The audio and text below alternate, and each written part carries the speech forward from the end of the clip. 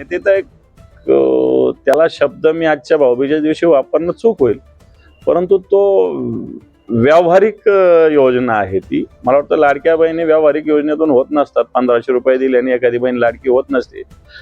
एखादी बहिणीला 15 लाख दिले तरी ती लाडकी होत नसते आणि एखाद्या बहिणीला 15 रुपये जरी नाही दिले तरी ती लाडकी असते. मला वाटतं अशी बहीणच खऱ्या अर्थानं भावा आणि बहिणीचं नातं जपणारी बहीणच लाडकी असते असं मला वाटतं.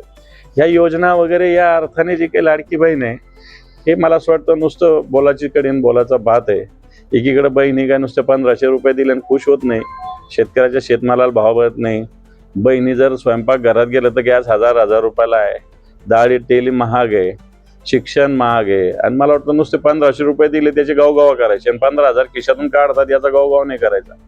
हे वेगळ्या गोष्टी आहेत. दादा, या लाडक्या बहिणी योजनेचं भवितव्य काय वाटतं? कारण हे फक्त सरप्राईज आहे की कसं होणार?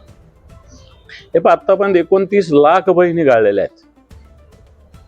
आणि मी आता गावगाव जात असताना काही महिला भेटत असतात, त्या सांगतात सासरच्याकडचं KYC करा, माहेरच्याकडचं KYC. हे का करताय तुम्ही? तुम्हाला एक एक माणूस एक एक बहीण कमी करायची आहे. तुमचा स्वच्छ आणि निर्भेळ हेतू जर असता तर मला असं वाटतं तुम्ही एवढ्या प्रकरण केलं नसतात. महिला आहे, कायदा नियम तर पहिल्यापासूनच आहे ना, मग पहिल्या दिवशीपासून नियम लावायला पाहिजे होता तुम्ही.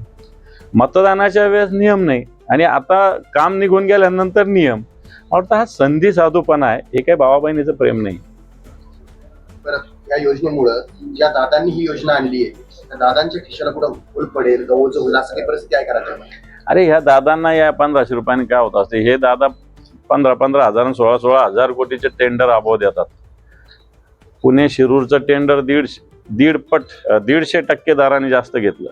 त्या मेगा इंजिनिअरिंगला तिकडचं कुठलं ठाणे मुंबईचं 13,000 कोटीचं टेंडर 16,000 कोटीला दिलं. शक्तीपीठ महामार्गात 86,000 कोटी रुपये खर्च करतात गरज नसताना. त्यामुळे हे दादा मस्त वाले आणि 1,500 रुपये देऊन त्याच्या बळावर सत्ता आणायची आणि नंतर स्वतः या महाराष्ट्राला लुटायचं, असे या दादांचं काम चालू आहे.